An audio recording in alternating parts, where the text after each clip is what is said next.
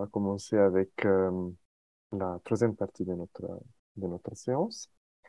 Donc, on a le grand plaisir d'accueillir Madame Patricia Lejoux. Je veux déjà introduire Madame Lejoux au début de la séance d'aujourd'hui. Donc, elle est chargée de recherche au laboratoire aménagement économie transport euh, de l'École nationale des travaux publics de l'État. Madame Lejoux, comme vous savez, il y a un article dans notre bibliographie, c'est un article qu'elle a coécrit avec Corentin Chariot, la zone d'activité économique, objet urbain non identifié, qui c'est une des références de notre cours. Et donc, c'est un des articles de la bibliographie que vous devrez lire et présenter lors d'une séance. Donc voilà, moi je suis particulièrement ravi d'accueillir à nouveau Madame Patricia Lejoux. Elle a déjà participé, c'est la troisième fois qu'elle participe à ces cours maintenant. Et en plus, il vient de sortir un article avec du Moniteur, avec un entretien à Madame Lejoux. Et donc voilà, je vous conseille l'article aussi parce qu'il parle rapidement aussi de notre cours, donc chose qui me fait particulièrement plaisir.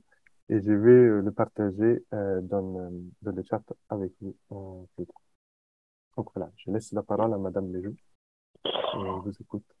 Donc, bonjour à toutes et tous. Donc, effectivement, pour revenir rapidement sur mon parcours, donc moi, je suis chercheuse en aménagement et urbanisme, spécialisée sur les questions de mobilité. Et je m'intéresse aux liens entre ville, entreprise et mobilité. Alors, le but de la séance aujourd'hui, effectivement, c'est de vous parler de ces zones d'activité économique, ce qui n'est pas forcément évident dans un parcours voilà, d'architecte. Ce n'est pas forcément les objets sur lesquels on a le plus envie de travailler. Ce n'est pas les objets urbains les plus sexy au monde. Donc, moi, je m'y suis intéressée parce qu'en fait, dans le cadre de mes recherches, j'allais faire des entretiens avec des entreprises, ce qui m'a amené notamment à me rendre dans des zones d'activité économique. Et ce qui me frappait quand à chaque fois j'allais dans ces zones d'activité économique, c'était de voir un contexte urbain qui était vraiment à l'opposé de tout ce qu'on m'avait appris dans mes études d'aménagement et d'urbanisme. C'était qu'on retrouvait des espaces vraiment hyper monofonctionnels, conçus uniquement pour l'usage de la voiture. Hein, pour aller d'une entreprise à une autre, vous prenez la voiture parce que les distances sont quand même longues à faire et c'est pas du tout agréable de se promener dans ces zones-là. Aucune mixité fonctionnelle, on est dans le territoire des faibles densités, sans aucune qualité architecturale et paysagère. Donc voilà, ça restait une énigme d'avoir ces espaces encore là, ces sortes de monolithes des années 50-60, alors que vous savez que voilà, le reste de la ville se fabrique selon d'autres préceptes d'aménagement et d'urbanisme. Donc voilà, c'était partir un petit peu de cet étonnement-là et se dire pourquoi finalement ces morceaux de ville, on s'y intéresse si peu. Donc, pour vous expliquer un petit peu pourquoi ça peut être intéressant pour des architectes de s'intéresser à ces zones d'activité économique, je vais faire une intervention en 3 temps. Dans un premier temps, je ferai un retour historique sur les liens entre ville et industrie. C'est intéressant de mettre en perspective les choses dans le temps long parce que ça permet de mieux comprendre ce qui se passe aujourd'hui. Dans un deuxième temps, on fera le focus vraiment sur les zones d'activité économique et vous montrer quels enjeux aujourd'hui ça soulève en matière d'aménagement. Et puis, dans un troisième temps, on essaiera un petit peu de comprendre le dessous des cartes, c'est-à-dire pourquoi finalement on commence seulement maintenant à s'intéresser à cet objet-là et pourquoi on ne s'y est pas intéressé avant, et donc essayer de décrypter un petit peu ces choses-là. Donc, retour historique sur les liens entre ville et entreprise. Globalement, on a 3 façons de penser la relation entre la ville et l'entreprise.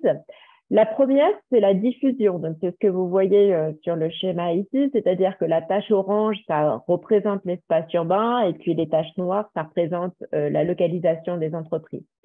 Donc, l'idée de la diffusion, c'est l'idée d'avoir l'entreprise qui est vraiment dispersée au sein du tissu urbain, qui fait corps avec ce tissu urbain.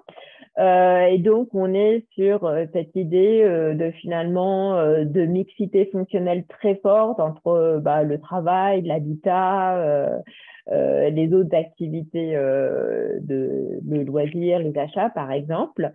Et puis, cette idée des courtes distances où finalement le travail reste proche des lieux de résidence.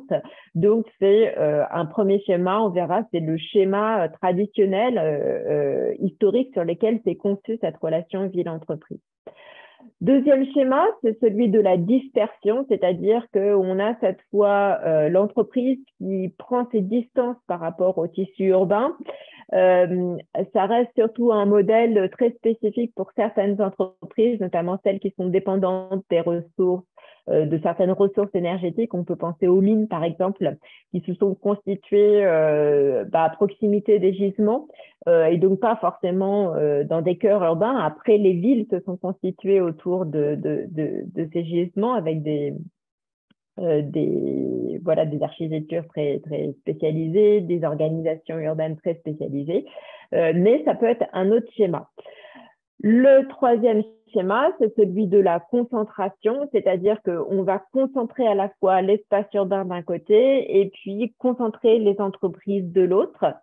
Donc, c'est le modèle justement des zones d'activité économique où finalement les entreprises sont concentrées sur un morceau d'endroit, un morceau particulier du territoire et puis sont éloignées de la ville. L'idée de cette partie-là, c'est de comprendre comment on est passé progressivement finalement de ce phénomène de diffusion vers ce phénomène de concentration. Alors, quelques éléments de définition peut-être pour commencer, pour savoir vraiment de quoi on parle. Donc, on parle de zones d'activité économique. On aurait pu parler aussi parfois de zones industrielles, de parcs d'activité. Voilà, il y a plein de dénominations qui circulent, mais moi, j'aime bien cette dénomination de la zone d'activité économique parce qu'elle reste finalement assez large pour englober beaucoup de choses. Dans le cadre de cet exposé, je m'intéresserai essentiellement aux zones d'activité économique mixtes, mais je ne m'intéresserai pas aux zones d'activité commerciale, aux zones commerciales, parce qu'elles relèvent d'un contexte très particulier. Les logiques de localisation ne sont pas les mêmes, le contexte réglementaire n'est pas le même non plus, donc on parlera essentiellement de zones d'activité économiques qui peuvent attirer aussi bien de l'industrie, du commerce du gros, de la logistique. Ces zones d'activité, leur première caractéristique, c'est la monofonctionnalité, c'est-à-dire qu'elles incarnent la fonction travail. On verra, hein, on est vraiment dans l'idée de l'urbanisme fonctionnaliste. Donc, c'est cette idée qu'on va dédier une partie de l'usage du sol au travail, à l'activité économique. Donc, c'est cette idée de monofonctionnalité. La deuxième caractéristique, c'est que cette monofonctionnalité liée aux activités économiques, elle va s'adresser à un certain type d'activité économique qu'on pourrait englober sur ce qu'on appelle les activités productives. C'est-à-dire qu'on va être effectivement surtout sur de l'industrie, ça va être du commerce de gros, du transport, de la logistique. Et du coup, par exemple, on ne va pas parler dans ces zones-là de tertiaire supérieur, de choses comme ça. Il peut y avoir quelques activités tertiaires qui sont mixées avec des activités industrielles, tout ça dans certaines zones. Mais on est quand même sur un type d'activités économiques qui ne sont pas forcément souhaitées comme en centre-ville. Donc, il faut bien avoir ça en tête pour comprendre aujourd'hui les enjeux qui se jouent autour de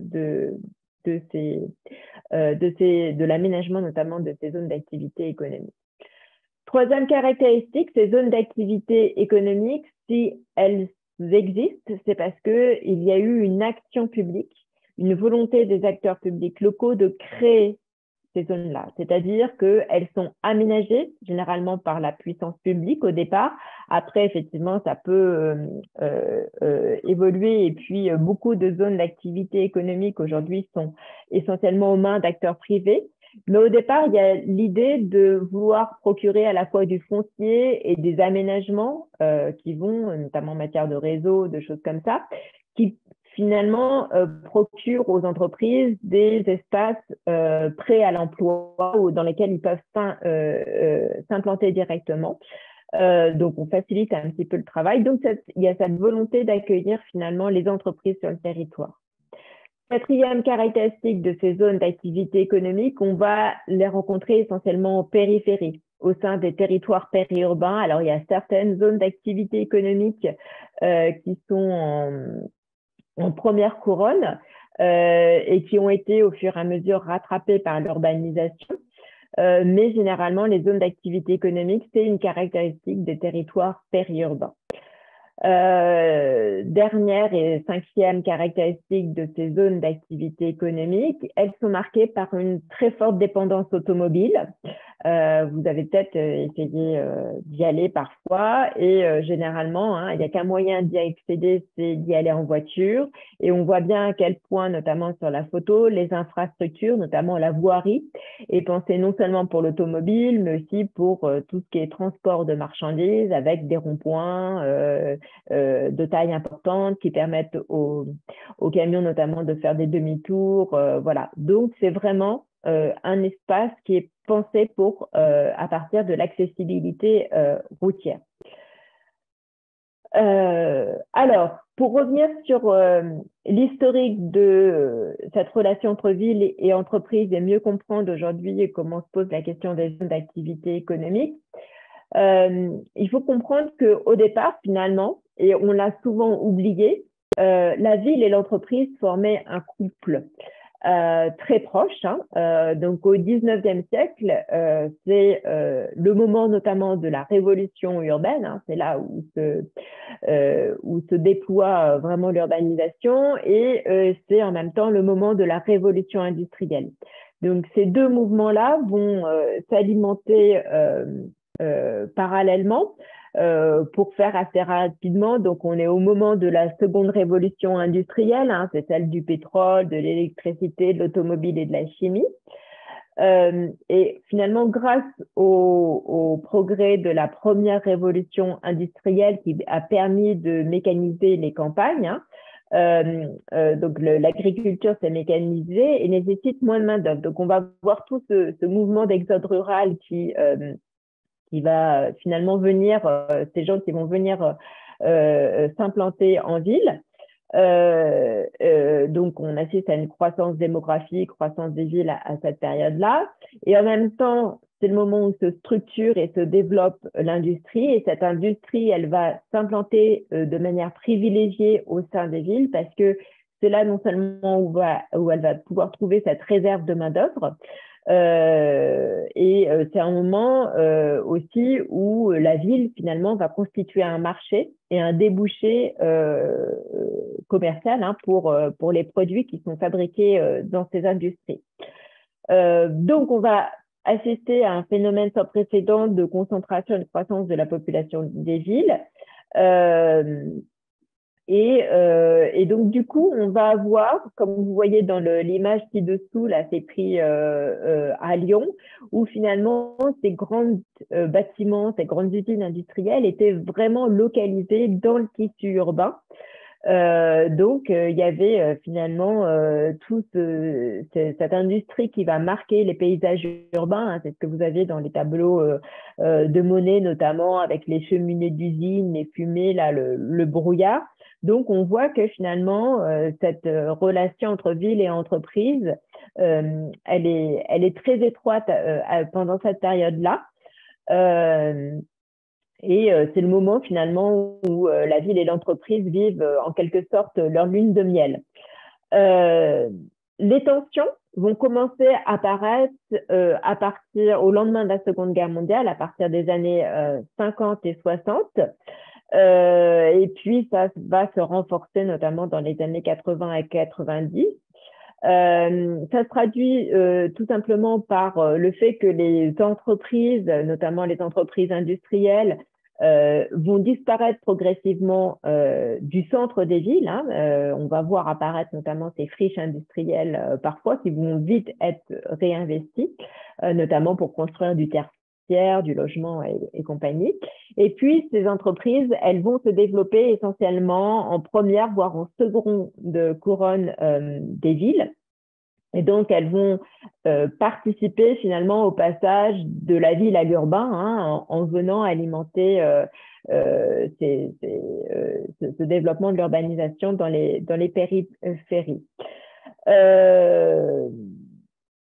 Pourquoi finalement on assiste à ce divorce pendant cette période-là? D'une part, du point de vue de la ville finalement considère que ces entreprises-là, elles vont plus être désirées en plein centre-ville, parce que pour différentes raisons. D'abord, on est quand même au lendemain de la Seconde Guerre mondiale, donc il y a besoin d'un foncier important pour répondre à la demande de logement. Donc, on va réinvestir assez rapidement ces friches industrielles. Donc, on a les tensions sur le foncier vont être plus importantes. Et puis, ces usines, elles restent quand même émettrices de beaucoup de pollution, hein, que ce soit pollution de l'air, le bruit aussi, l'eau. Donc finalement, ces villes, les villes vont avoir tendance à chasser ces entreprises en dehors du centre des espaces urbains. Et puis, on sait aussi on apprend au fur et à mesure hein, que ces industries peuvent se révéler dangereuses. Hein. Vous avez toute la question des risques industriels qui émergent à ce moment-là, notamment avec en 1966 l'incident de Faisin, par exemple, en France, à Lyon, mais vous avez aussi Seveso en 1976 en Italie. Donc, l'industrie, l'entreprise devient souvent synonyme voilà, de risques et de menaces. Et donc, on va avoir tendance à la localiser pas à proximité de là où sont concentrées les populations. Alors, souvent, on n'a que cette explication-là pour expliquer ce divorce entre la ville et l'entreprise dans les années 50-60, mais ce n'est pas tout à fait vrai. C'est-à-dire que du côté de l'entreprise aussi, il y a une volonté de sortir des espaces urbains. Pourquoi? Parce que effectivement, les villes se densifient, on est en pleine période de croissance urbaine, et pour une entreprise, c'est important d'avoir suffisamment de foncier pour pouvoir développer son activité. À partir du moment où une entreprise croît, marche bien, elle va avoir besoin de s'agrandir, de prendre des locaux supplémentaires, et acquérir du foncier en centre urbain, ça devient extrêmement compliqué. En même temps, c'est le moment de la diffusion de l'automobile, l'adaptation de la ville à l'automobile. Apparaît la question de la congestion, donc faire circuler des camions, même l'accessibilité pour les salariés, parfois pose problème. Donc, c'est compliqué. Et puis, pour des entreprises qui voudraient s'installer, c'est très compliqué d'avoir du foncier qui est particulièrement coûteux. Donc, les entreprises vont regarder plutôt vers la périphérie où elles vont finalement pouvoir avoir une réponse à toutes leurs attentes, c'est-à-dire qu'en périphérie, on a du foncier disponible, ça pose pas de problème, à un moindre coût puisqu'on s'éloigne du centre. Et puis, en même temps, c'est du foncier qui reste bien desservi par les infrastructures routières. Il y a une très forte accessibilité, sans problème de congestion. Donc, finalement, l'entreprise trouve aussi son compte. Donc, on voit bien que sur cette question de la tension du divorce, aussi bien la ville que l'entreprise, finalement, il y a un consentement mutuel autour de cette séparation. Cette séparation, elle va être entretenue aussi par trois types d'acteurs, les urbanistes, les ingénieurs et les collectivités locales. Les urbanistes, parce qu'on est dans la pleine période justement de l'urbanisme fonctionnel, hein, la charte d'Athènes, le Corbusier et compagnie. Et donc, on est vraiment sur cette idée de séparation des fonctions à travers le zonage. Il y a des endroits dans la ville où on va habiter, des endroits où on va travailler, des endroits où on va se recréer, on va avoir ses activités de loisirs. Et puis, tout ça, finalement, toutes ces fonctions sont réunies grâce à la fonction de circulation et notamment la diffusion de l'automobile. Donc, c'est dans ce contexte-là que qu'on peut penser aussi ces zones d'activité économique sur cette séparation des fonctions. Les ingénieurs vont aussi, pendant cette période, participer à l'émergence de ces zones d'activité économique en développant les infrastructures routières. Hein. On est sur l'idée qu'on va avoir une croissance de la demande automobile et l'enjeu pour les ingénieurs dans cette période-là, c'est répondre en permanence à cette croissance. Et il y a la devise de ce qu'on appelle le predict and provide, c'est-à-dire que on prévoit des prévisions de trafic supérieures et donc il va falloir construire les infrastructures qui vont répondre à cette croissance de la demande. Et donc, on construit toujours plus d'infrastructures routières, notamment en périphérie. Donc, on équipe ces périphéries des infrastructures routières. C'est le moment où on voit se développer les voies rapides. Voilà. Donc, ces zones d'activité économique vont être desservies par ces infrastructures routières très performantes qui vont effectivement attirer les entreprises. Et enfin, troisième élément qui va jouer aussi dans cette séparation, c'est le rôle des collectivités locales, parce que effectivement, les collectivités, donc décentralisation dans les années 80 en France, les collectivités locales qui sont en périphérie sont voilà, très intéressées par accueillir ces entreprises parce que elles vont leur procurer des emplois en périphérie, alors que l'emploi est majoritairement situé dans le centre et concentré dans le centre des villes. Donc, ça va leur permettre de procurer de l'emploi, notamment localement. Alors, c'est souvent arrangé, c'est-à-dire que on a des entreprises, on a des emplois, c'est pas pour autant que les actifs de la commune travaillent dans ces entreprises-là. Mais ce qui va surtout intéresser les collectivités locales, c'est qu'avec l'implantation de ces entreprises, il y a ce qu'on appelle, elles vont pouvoir récupérer de la taxe professionnelle qui s'est transformé aujourd'hui, mais le mécanisme reste à peu près le même, même s'il est moins intéressant fiscalement. Donc, cette taxe professionnelle, elle va permettre notamment de financer des équipements. Vous avez peut-être connu, alors, vous habitez peut-être, vous avez peut-être voilà, rencontré certaines communes situées en périphérie. Parfois, vous pouvez être frappé par l'importance des équipements. Hein. Il peut y avoir une piscine, un gymnase et compagnie. C'est lié souvent au fait que ces communes accueillent un nombre important d'entreprises et donc ont beaucoup de taxes professionnelles qui permettent de financer ce type d'équipement. Donc voilà, donc tout ce mécanisme se met en place.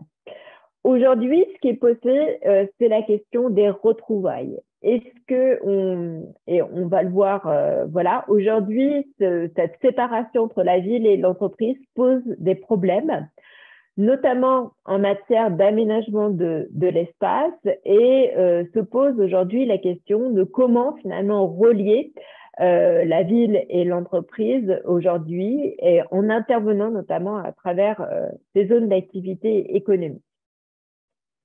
Alors, je passe donc au deuxième point.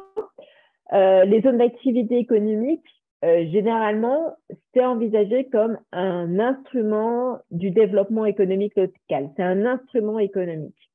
C'est fait pour attirer de l'emploi, attirer des recettes fiscales, développer économiquement le territoire. Pour autant, si on regarde avec notre regard à nous d'aménageurs d'urbanisme, on voit que ces zones d'activité économique, elles soulèvent aussi pas seulement des questions économiques, mais des questions d'aménagement de l'espace.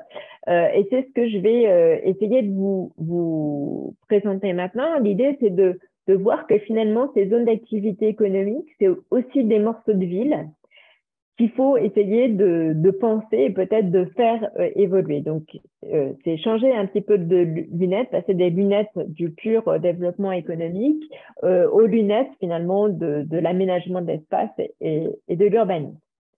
Alors, premier problème que posent aujourd'hui ces zones d'activité économique sur le plan d'aménagement de l'espace, c'est celui de la consommation foncière. Donc là, on est à l'échelle de la région urbaine. Se pose en France, dans d'autres pays européens, mais par rapport à d'autres pays européens, plus particulièrement en France, la question de l'artificialisation des sols. Donc, pour rappel, l'artificialisation des sols, c'est la transformation d'espaces qui peuvent être naturels, agricoles ou forestiers en espaces urbanisés. Donc, cette artificialisation, elle concerne aujourd'hui 10% du territoire national. Donc, on peut considérer aussi que c'est pas non plus énorme. La préoccupation, le problème qui se pose, c'est cette croissance, en fait, depuis 2016 et surtout que cette artificialisation, finalement, cette croissance de l'artificialisation est plus rapide que la croissance de la population et la croissance de l'emploi. Donc, ça interroge vraiment la forme urbaine, c'est-à-dire la façon dont se fait finalement cette artificialisation. Donc, plusieurs types d'activités peuvent être à l'origine de cette artificialisation. C'est surtout l'habitat qui est le moteur essentiel, mais si on regarde de près, on s'aperçoit que l'activité économique joue aussi son rôle. Alors, elle est à l'origine de 25% de cette artificialisation et puis elle est en croissance. Et donc, ça légitime finalement l'intérêt qu'on peut porter à cette question de la contribution de l'activité économique à l'artificialisation. Et la principale forme d'artificialisation passe par le fait par les zones d'activité économique. Or, en 2018, donc, la France a voté le plan national biodiversité et a voté ce qu'on appelle le ZAN. Et ce ZAN, aujourd'hui, donc j'imagine que vous en avez entendu parler, c'est la première fois où finalement il y a un vrai stop, où on dit, bah voilà, il va falloir quand même s'arrêter dans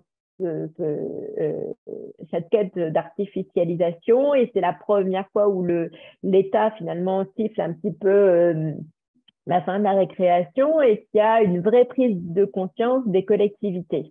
Et donc, à partir du moment où il y a ce stop-là, on commence à repenser cette question, notamment de l'implantation des activités économiques, et puis de ce qu'on fait sur ces zones d'activité économique, parce que la tendance a été d'aller chercher toujours plus loin en périphérie des villes. Vous regardez aujourd'hui les zones logistiques, elles peuvent être perdues au milieu des champs.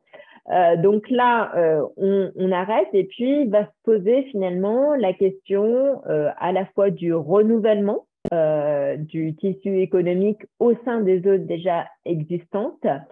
Et on verra que là, on va certainement avoir besoin des architectes pour intervenir sur cette question-là. Et puis sur la question aussi de densifier finalement les zones existantes, puisqu'on ne peut plus aller normalement au-delà de ce qui est déjà urbanisé. Donc ça, à l'échelle de la région urbaine, c'est un premier enjeu, celui de la consommation foncière. Le deuxième enjeu, c'est celui de la dépendance automobile, toujours à l'échelle de la région urbaine. On sait que cette dépendance automobile, elle n'est pas viable en raison des impacts en matière de pollution de l'air, de bruit, de paysage et compagnie. Donc, il y a déjà cet enjeu, disons, écologique à prendre en compte et à trouver des alternatives. À côté de cet enjeu écologique, c'est greffé finalement un enjeu économique et social, c'est-à-dire que ces entreprises qui sont implantées en zone d'activité économique en périphérie des villes connaissent de plus en plus des problèmes de recrutement et de turnover de leurs salariés. Pourquoi? Parce que effectivement, on est sur des actifs aux fonctions qui sont pas forcément les plus qualifiées, hein, notamment dans les milieux de la logistique, de l'industrie, où on va pouvoir avoir pas mal d'ouvriers spécialisés et compagnie. Et ces gens-là, le coût de l'automobile pèse de plus en plus sur leur budget. On l'a vu à travers le mouvement des gilets jaunes. Et du coup, on voit, en interrogeant notamment les industriels dans ces zones d'activité économique, que finalement, leur bassin de recrutement de main-d'œuvre se rétrécit. C'est-à-dire qu'ils savent très bien qu'au-delà d'une certaine limite, hein, qui est à peu près à une vingtaine de kilomètres, les actifs, même s'ils sont au chômage, ils vont pas faire la démarche d'aller postuler sur ce type d'emploi-là parce que effectivement ils savent que le coût, leur budget de transport va être beaucoup trop élevé par rapport au salaire notamment, et donc ça pose un vrai enjeu et pour ces entreprises se pose la question de effectivement comment on fait venir la main d'œuvre dans ces zones qui sont éloignées finalement des centres urbains. Le problème, bien sûr, qui se pose, c'est qu'on a peu de marge de manœuvre aujourd'hui.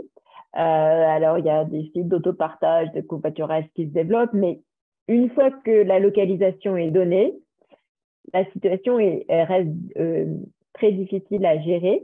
Et donc, aujourd'hui, il y a une vraie importance à voir pour les entreprises, et on voit qu'elles commencent à faire cette démarche-là, de penser cette question de la localisation en amont. On voit de plus en plus dans certaines zones d'activité économique en périphérie que finalement, c'est plus des implantations qui sont privilégiées par les entreprises en raison de cette dépendance automobile et certaines cherchent notamment à essayer de se rapprocher davantage de la première couronne, voire parfois du centre, parce que les modèles industriels évoluent aussi.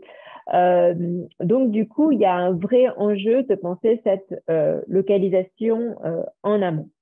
Donc, ça, c'était la deuxième raison pour laquelle, voilà, c'est intéressant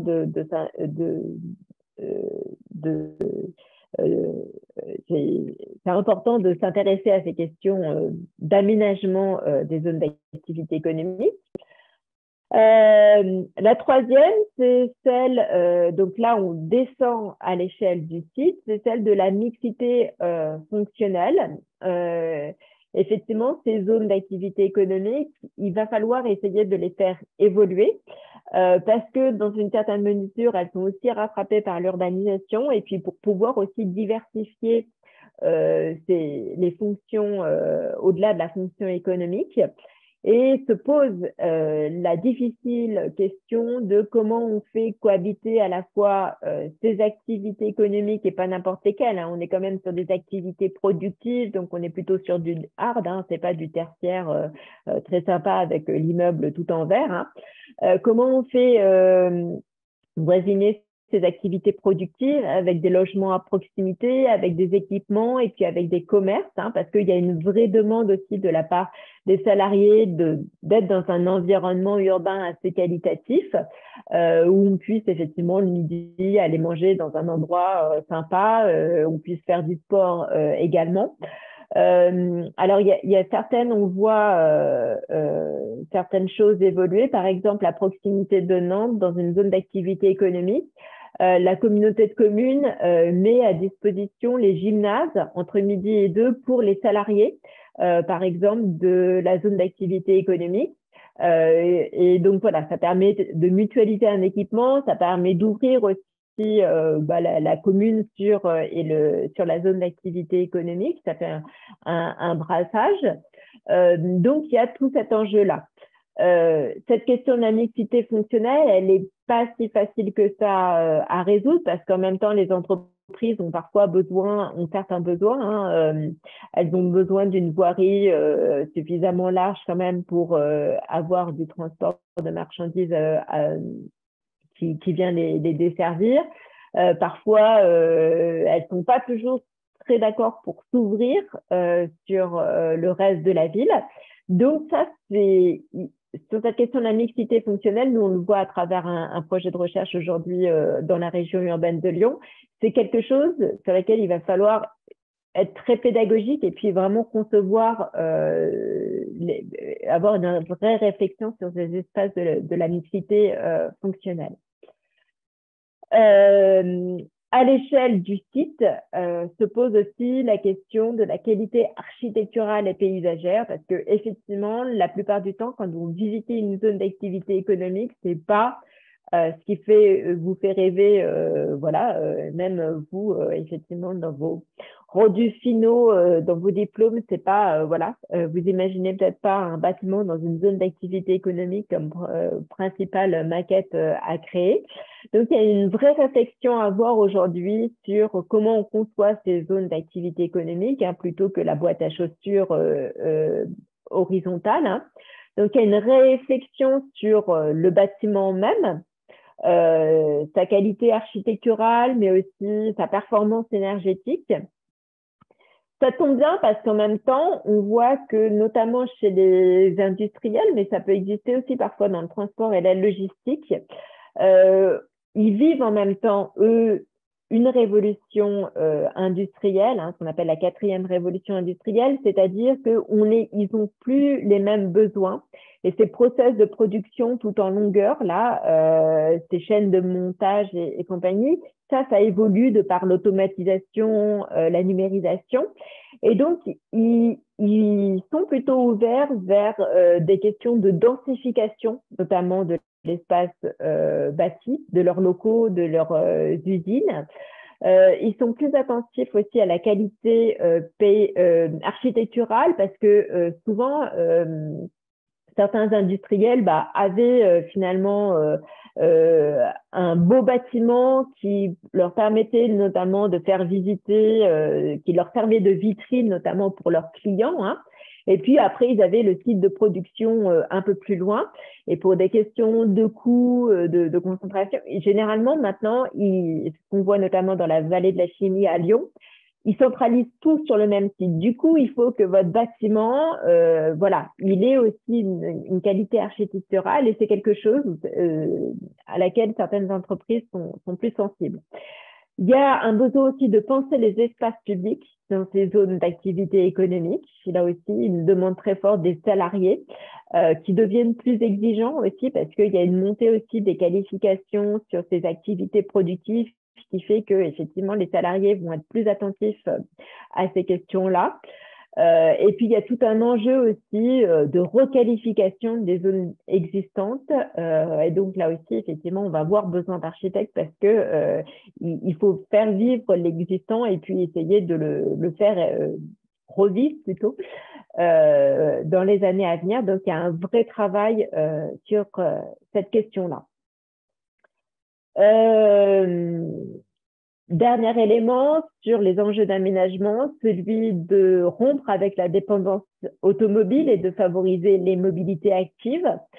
Donc, à l'échelle même du site, c'est comment on peut parcourir cette zone d'activité économique peut-être différemment. Donc, c'est l'enjeu notamment de construire des pistes cyclables, mais aussi de penser comment on relie cette zone d'activité économique par des pistes cyclables au reste de la ville, et notamment les communes à proximité.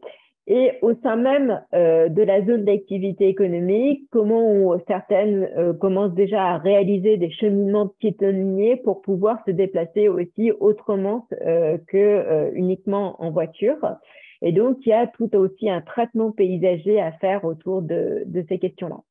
Donc, on le voit finalement aujourd'hui, ces zones d'activité économique, elles sont porteuses de vrais enjeux en matière d'aménagement de l'espace et de l'urbanisme. Pour autant, c'est un objet urbain qui reste très peu investi, auquel effectivement les acteurs de l'aménagement et de l'urbanisme se sont très peu intéressés et commencent juste à présent à s'intéresser. Alors pourquoi? Qu'est-ce qui fait que finalement c'est resté complètement en dehors des radars pendant des décennies, ces zones d'activité économique? Premier élément d'explication, c'est la séparation entre les champs du développement économique et les champs de l'aménagement et de l'espace et de l'urbanisme. Si certains ont déjà travaillé en collectivité, vous savez que généralement, dans une collectivité, il y a un service développement économique et un service aménagement de l'espace, voilà. Et on reste souvent quand même sur des cultures en silo dans lesquelles on discute peu. Et les zones d'activité économique, ça restait la prérogative du développement économique. C'était un instrument pour avoir de l'emploi, pour créer du développement économique local, pour avoir de la taxe professionnelle. Et c'était jamais vu comme un enjeu d'aménagement. Donc, c'est ce qui illustre un petit peu cette photo, hein, c'est l'idée qu'on conçoit ces zones d'activité économique complètement en dehors des villes et à aucun moment on questionne la relation qu'il peut y avoir entre ces zones d'activité économique et le reste de la ville. C'est pas conçu comme un morceau de ville, à aucun moment. Ça reste conçu comme un outil, comme un instrument de développement économique.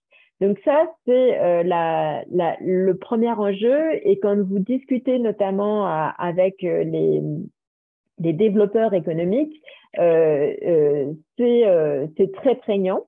Même chose dans les services d'aménagement, ils vous disent mais non, mais ça c'est pas dans nos prérogatives.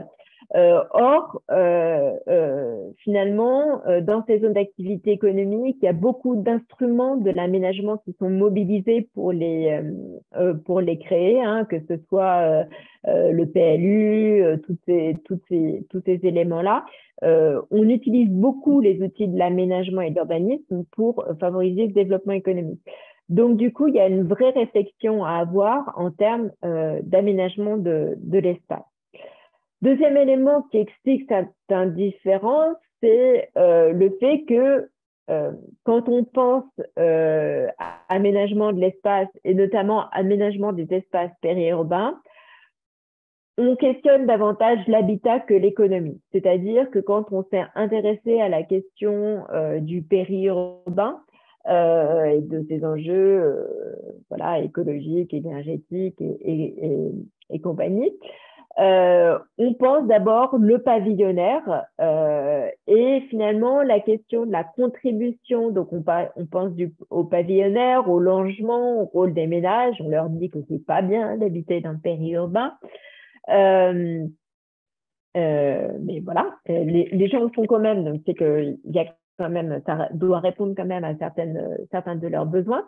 Par contre, on a complètement passé sous silence le rôle des entreprises et le rôle des activités économiques dans le développement de cette périurbanisation. Donc, on peut dire que globalement, hein, le champ de l'aménagement et de l'urbanisme s'est passionné pour la périurbanisation résidentielle, mais c'est complètement désintéressé de la périurbanisation économique. Et c'est ça qui explique notamment le fait que finalement, on s'est très peu intéressé à la contribution de ces zones d'activité économique à la périurbanisation. Autre élément, c'est finalement la difficulté qu'on a aujourd'hui à penser l'urbain, qui fait qu'on s'intéresse peu à ces zones d'activité économique. On reste quand même souvent sur des conceptions de la ville qui recoupent un peu la ville traditionnelle, hein, la ville du 19e siècle, avec, comme vous voyez sur l'image, là, ces centres urbains un petit peu traditionnels, ces mobilités piétonnes en centre-ville. Et on a du mal à penser finalement les solutions à la fois architecturales, mais aussi urbanistiques pour penser l'urbain et notamment la périphérie. Pour vous expliquer peut-être plus concrètement ce que j'essaye de vous dire, vous avez dû entendre parler de l'action Cœur de Ville aujourd'hui pour l'action Cœur de Ville. Donc, on constate qu'il y a une crise des commerces en centre-ville liée au développement des zones commerciales en périphérie. Et donc, toute l'action du programme Cœur de Ville, hein, porté par l'État et les collectivités locales, c'est essayer finalement de redynamiser ce commerce de centre-ville. Mais on reste sur cette vision idéale du petit commerce dans le centre des villes. À aucun moment, on se pose la question de comment on pourrait concevoir autrement le commerce en périphérie. Et finalement, la zone d'activité économique, c'est la même chose. On voit que l'insertion de l'entreprise dans le cœur des villes, ben, on a travaillé dessus. Effectivement, il y a une prise en compte davantage des enjeux urbanistiques, architecturaux, de la présence de ces entreprises dans le cœur des villes.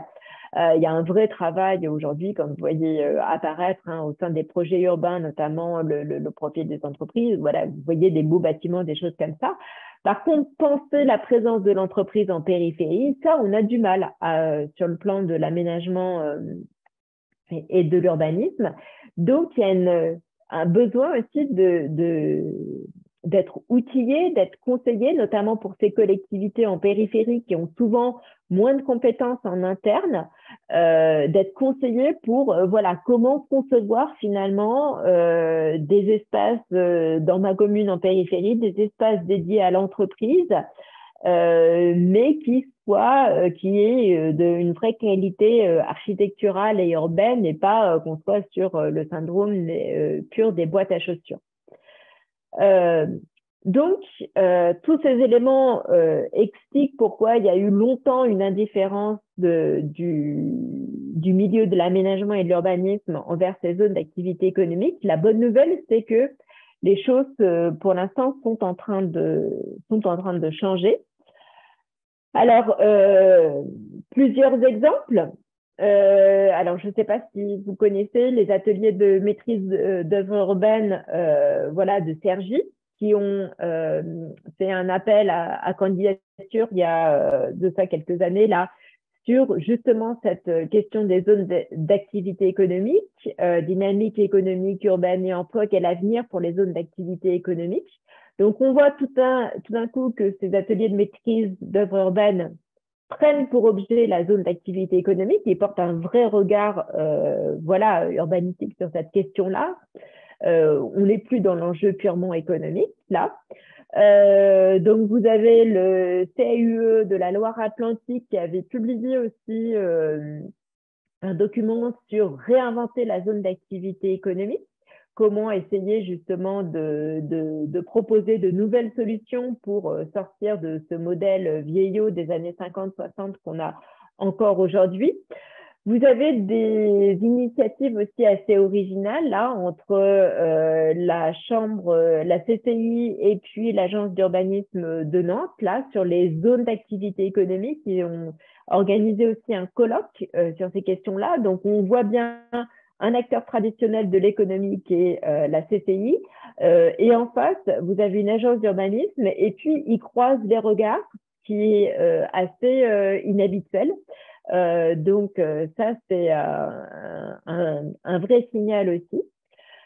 Vous avez le plan urbanisme, construction, architecture qui a lancé depuis 2 ans là, un programme de recherche qui s'appelle Ville productive, donc qui consiste justement à penser la question de ces activités économiques pas très sexy que sont l'industrie, ça peut être aussi l'artisanat, la logistique, le transport. Quelle place on leur donne en ville, comment penser finalement leur insertion en ville et pas seulement les rejeter en périphérie. Et dans cet appel à proposition de recherche, il y a notamment un axe qui porte justement sur la question de la requalification des zones d'activité économique.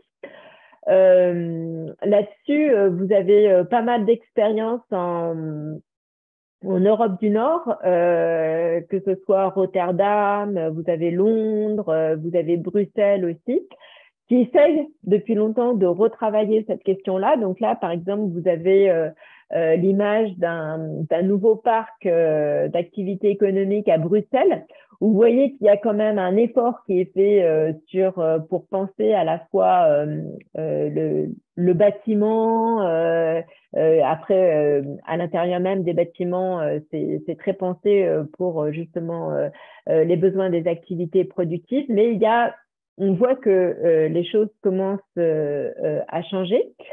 Et puis, à vous signaler aussi, alors là, c'est en cours, c'est le CAUE de Haute-Savoie et l'EPF de Haute-Savoie qui ont lancé récemment un concours d'idées qui s'appelle Mixité 3 et qui vise à repenser justement des zones d'activité économique.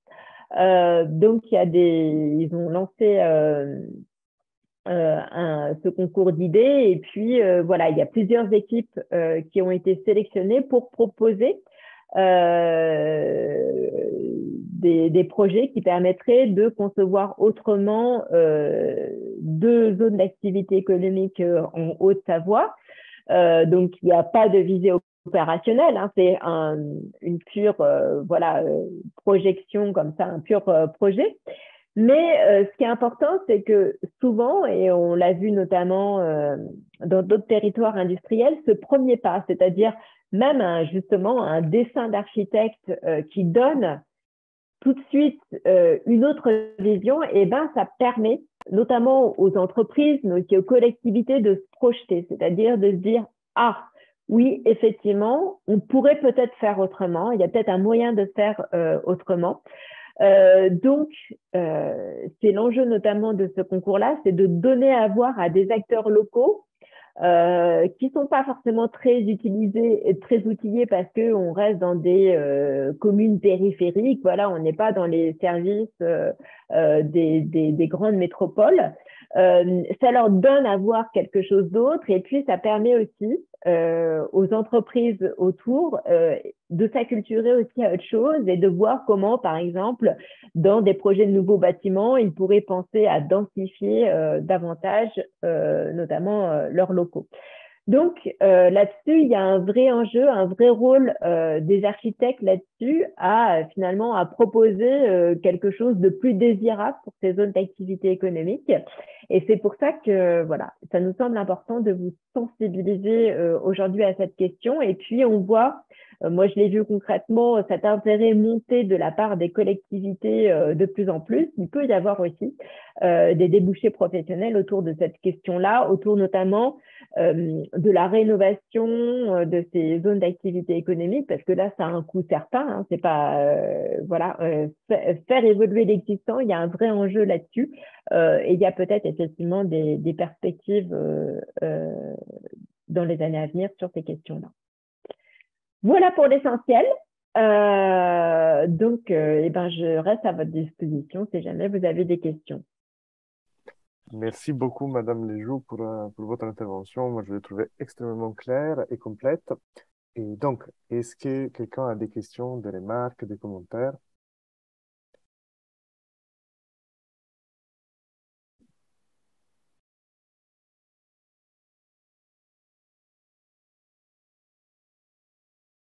Personne?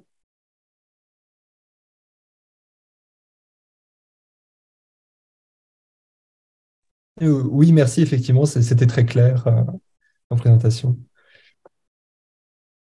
Merci, Yann. Est-ce que quelqu'un d'autre voudrait poser des questions? Aussi parce que je trouve que la communication de Madame Lejoux, quand même, synthétise aussi très bien les dernières quatre séances. Donc, il y a plusieurs points que nous aussi, on a commencé à aborder.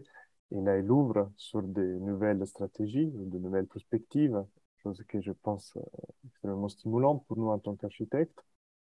Euh, Est-ce qu'il y en a certains d'entre vous qui ont déjà travaillé sur les zones d'activité économique?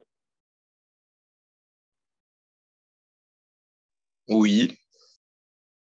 Est-ce que vous pouvez juste me dire en quoi ça a consisté votre travail et qui l'a commandité, dans quel contexte ça s'est fait éventuellement? C'était un travail d'été en intérim où il fallait que je fasse de l'archivage sur un site industriel. Voilà. Et vos impressions sur sur le vécu quotidien de la zone d'activité économique? C'était la plaine de loin, enfin, je sais pas si vous voyez, c'est la plaine de l'Ain. Et c'était un peu pénible puisqu'il y avait quand même 40 minutes de voiture aller, 40 minutes de voiture retour. Euh, puis, à part ça, c'est vrai que le site elle faisait très industriel avec beaucoup d'entreprises dans tous les sens. Enfin, c'était pas fou, quoi. et donc, ça consistait en quoi votre stage dans cette zone industrielle? Vous pouvez répéter? Et en quoi ça consistait votre travail dans cette zone industrielle? Vous faites de Euh, l'archivage? C'était de l'archivage. En fait, c'était une entreprise qui avait construit plusieurs bâtiments, donc il y avait des DO de bâtiments, Hmm. mais ils n'avaient rien trié depuis 20 ans. Du coup, ils avaient un. Bah, notamment, c'était pour une question d'organisation. Ils n'avaient rien trié. Il fallait avoir les DOE rangés dans une même pièce. Enfin, voilà quoi. OK. Mais justement, le parc d'activité de la Plaine de l'Ain, c'est assez emblématique de ces zones d'activité économique qui sont mal dans les années à venir. C'est-à-dire que longtemps, ça a été un lieu de prédilection d'implantation des entreprises dans la région lyonnaise parce qu'il y avait du foncier disponible à prix moins cher, bonne desserte autoroutière et compagnie. Aujourd'hui, c'est vraiment ça devient une zone dans laquelle les entreprises qui veulent s'implanter sur Lyon ne veulent absolument pas aller. C'est vu comme vraiment repoussoir et on a enquêté notamment dans les entreprises implantées là-dessus et effectivement, on voit à quel point, notamment la question de la mobilité aujourd'hui, quand on parle de problèmes de recrutement, de turnover dans ces zones-là, là, c'est typiquement le cas, hein, parce qu'effectivement, on est dans la dépendance automobile absolue et ils ont du mal à trouver du monde pour travailler dans leurs usines. Ah oui, j'avais vu ça. Ils avaient vraiment des problèmes de recrutement, parce qu'il y avait vraiment personne qui avait envie de travailler sur le site. Et puis en plus, les villages à côté, enfin, ça reste des villages, donc il n'y a pas énormément de population active qui va participer, vouloir participer au truc, quoi.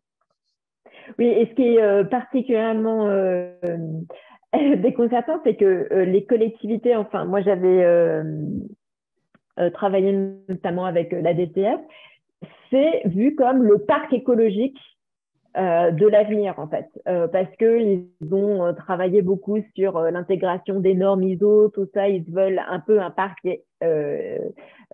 exemplaire sur beaucoup d'aspects écologiques. Vous avez des photos qui montrent la zone d'activité économique avec des champs de colza jaune et puis dans le fond on voit le Mont Blanc et compagnie, mais voilà, on n'y est pas du tout en fait en réalité quand on est dedans. En effet. Et, donc, je partage avec vous donc l'article qui est sorti dans les moniteurs de cette semaine, dans lequel il y a un entretien à Madame Lejoux et dont on parle aussi rapidement de notre cours. Il est écrit par une journaliste du moniteur qui s'appelle Marie-Douce Albert, qui, depuis un petit moment, s'intéresse vraiment à cette question des zones d'activité économique pour les architectes aussi, donc comme objet d'étude pour les architectes. Donc, c'est intéressant de voir que aussi les moniteurs commencent à s'intéresser à ça. Et donc, est-ce qu'il y a d'autres questions? Est-ce qu'il y a une dernière question? Voilà. S'il n'y a pas d'autres questions, donc vous avez l'article dans le chat Zoom. Et donc, moi, je remercie à nouveau Madame Lejoux. Voilà, et j'espère de la retrouver l'année prochaine. Eh bien, avec plaisir.